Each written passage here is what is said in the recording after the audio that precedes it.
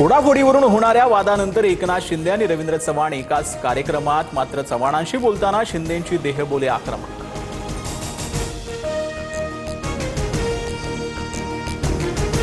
तुम मुझको कब तक रोकोगे शेरो शायरीतून श्रीकांत शिंदेंचा इशारा। माझ्यासाठी खड्डे खोदलेल्यांचं काय झालं हे सर्वांनी पाहिलं। विकासाचं राजकारण करा, श्रीकांत शिंदेंचं रवींद्र चव्हाणांसमोरच वक्तव्य। डोंबिवलीतील निधीवरून एकनाथ शिंदेंसमोरच रवींद्र चव्हाण आणि श्रीकांत शिंदेंमध्ये झुंपली। फडणवीस सत्तेत आल्यानंतर डोंबिवलीला निधी, रवींद्र चव्हाणांचं वक्तव्य। तर शिंदे मुख्यमंत्री झाल्यावर डोंबिवलीला निधी मिळण्यास सुरुवात, श्रीकांत शिंदेंचं उत्तर। पुण्यात पवारांसोबत युतीसाठी अजित पवारच आग्रही असल्याचं चित्र। युतीसाठी अजितदादांच्या पवारांचे विश्वासू अंकुश काकडेंना फोन, पवारांना लिहिलेल्या पत्रात जगतापांकडून दादांच्या फोनचा खुलासा। एकनाथ शिंदेंमुळेच भाजपा सत्तेत, शंभूराज देसाईंचं मोठं विधान। राज्यातले इतर पक्षही देवाभाऊंच्या इशाराने चालतात, लोढा यांच्या विधानांमुळे महायुतीत खटके।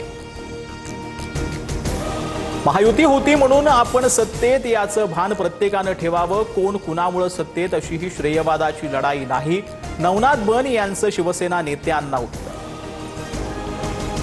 कोणत्याही परिस्थितीत मुंबईचा महापौर भाजपचा करायचा असा दिल्लीतील आकाचा आदेश, विजय वडेट्टीवार यांचा आरोप।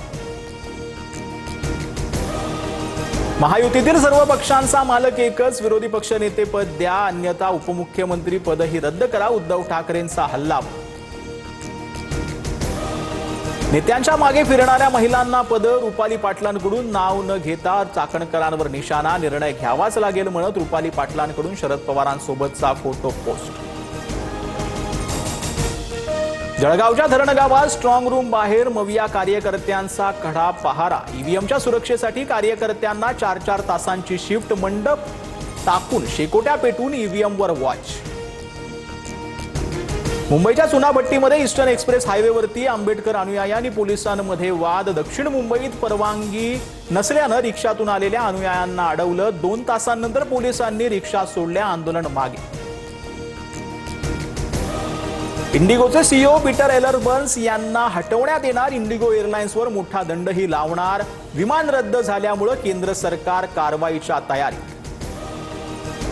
तपोवनातील झाडं तोडून होणाऱ्या प्रदर्शन केंद्राच्या निविदा प्रक्रियेला स्थगिती, मंत्री गिरीश महाजनांची माहिती। वृक्षतोड करून तपोवनातील जागेवर भव्य डोम उभारला जाणार होता। बांगलादेशकडून कांदा आयातीचा मोठा निर्णय, दररोज 50 आयात परवाने मिळणार, प्रत्येक परवान्यावर 30 टन कांदा आयात करता येणार। देशात कांदा निर्यातीला पुन्हा गती मिळणार।